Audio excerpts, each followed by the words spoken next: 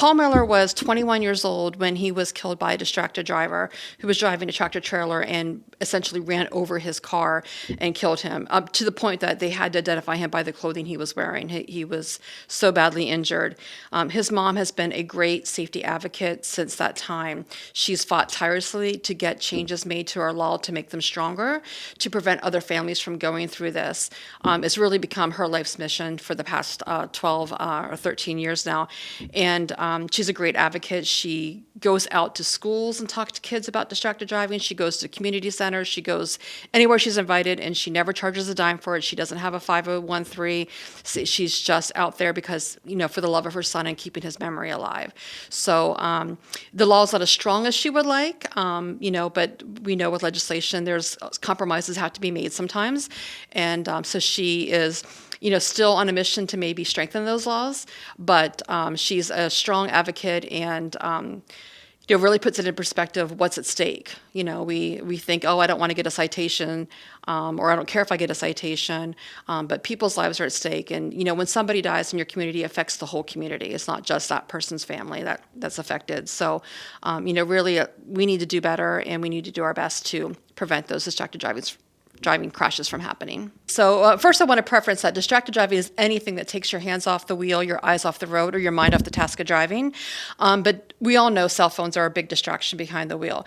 So this year in June, the Paul Miller Law takes effect. So the Paul Miller Law makes it illegal to be holding your phone, a mobile device, while you're driving for any reason. So in the past we've had texting and driving laws, but this would be for anything. You can't make a phone call, you can't be looking at your GPS on your phone, and certainly not texting or using social media. So the police will be able to pull you over if you have a phone in your hand when you're behind the wheel. And that takes effect this June.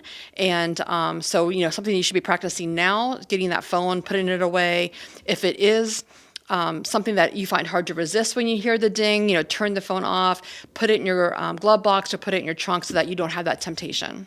So April is National Distracted Driving Awareness Month. It's a time that we go out and really try to push the message that distracted driving is dangerous and parts of it are illegal. So it's really a topic that we should cover year-round, and we do, but it's just a month that's dedicated to pushing that safety message out there. Work zones are popping up already, and as the weather gets warmer, you'll certainly see a lot more, especially when the asphalt plants open. So a lot of the projects really get underway then. That usually happens in April. So we do have Distracted Driving Awareness Week, and then we also have National Work Zone Safety Awareness Week. So those kind of go hand in hand because our workers out there are seeing a lot of distracted drivers going through their work zones. So really, we want to stress that you take your time when you're going through a work zone, be patient, make sure your headlights are on. Not only is it the law that they have to be on for active work zones, but it just helps other drivers and the workers see you and see you coming. And increase your following distance when you're traveling through a work zone. You never know what's going to happen, and that extra following distance allows you to be able to react a little bit and have more time to react to things that may come out. Work zone safety is really about everybody. We obviously know it's about protecting our roadside workers, but more often than not, it's the people in the passenger cars that are getting injured in a work zone crash. They might be hitting another vehicle, they might be hitting the concrete jersey barriers, they might be hitting a large piece of equipment.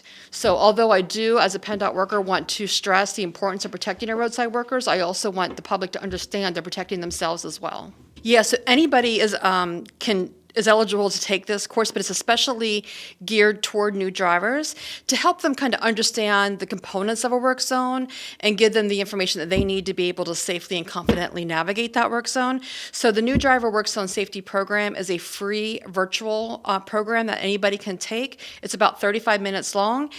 There's some videos in there, some quizzes in there to kind of test your knowledge and see where you're at. And there's like real life scenarios. So it teaches you about work zone laws, it teaches you about the science look like, how to properly merge, what a zipper merge is, when to use a zipper merge, and just really basic information about work zones so that as you approach them, you understand them a little bit more, and just gives you that confidence that you'll be prepared and ready to navigate that safely. So there's a lot of good tips that we have out there for drivers of all ages. First, I would start off with your best defense in the event of a crash of any source is by having your seatbelt on. So make sure that you're buckled up, especially anybody in the front seat or back seat, doesn't matter where you're sitting, and especially children, make sure that they're in their proper booster seats or car seats or seatbelts, so whatever they do need. Drive the posted speed limit in work zones and out of work zones. That speed limit is set for ideal conditions. So if it is a rainy day or it's dark hours, lower your speed accordingly. When you're approaching a work zone, like I said, use your patience. If you have to use your four-way flashes to warn other traffic that you're going slowly, please do that. Keep your headlights on and just, allow that room for the unexpected to happen. Our PennDot website has a lot of good traffic safety information by topic and also on the work zone. So you can visit www.penndot.pa.gov. So the work zone speed safety camera has been in Pennsylvania for about 5 years now, if you combine the pilot program and the program running.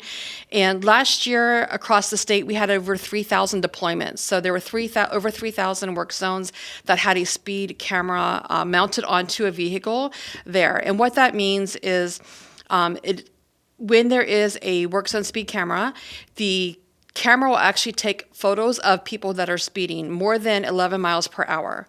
And those people will either get a warning if it's their first offense, a $75 fine if it's their second offense, or a $150 fine for the third or more offenses. They do give you a grace period, so when they send the warning letter out to you, they give you a 15-day grace period to make sure that you receive that warning letter in the mail and that you've known you've been warned.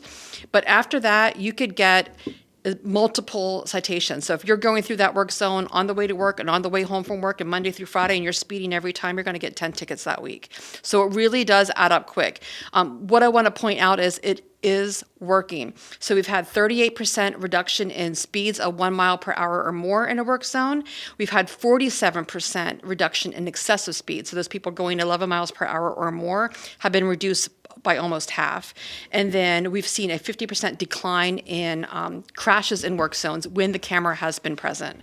So these cameras are out there saving lives, saving injuries, and really doing their job. So when you see that sign warning you that you're about to enter a work zone with a work zone speed camera, take heed to that and make sure that you are lowering your speed, and really doing that anytime you're entering a work zone. But understand that you can get a citation even if no police officers are around.